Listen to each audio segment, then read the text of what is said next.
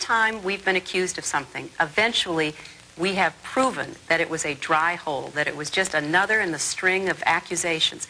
And we will do the same with these.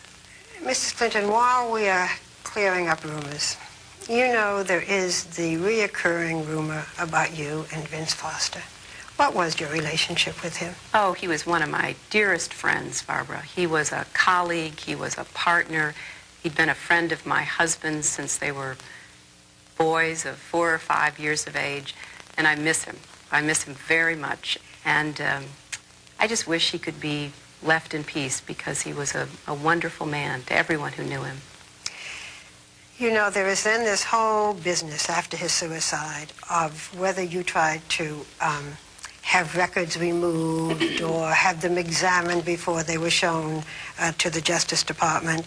And you have said that you did nothing to impede the investigation into his death, had no concern over access to the documents in his office.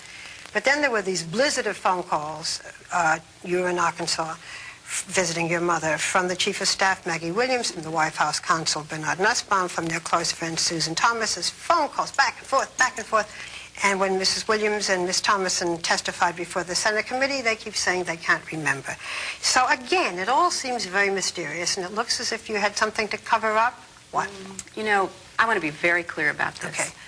There were no documents taken out of Vince Foster's office on the night he died, and I did not direct anyone to interfere in any investigation. I know very well what we were talking about. We were grieving, we were supporting each other.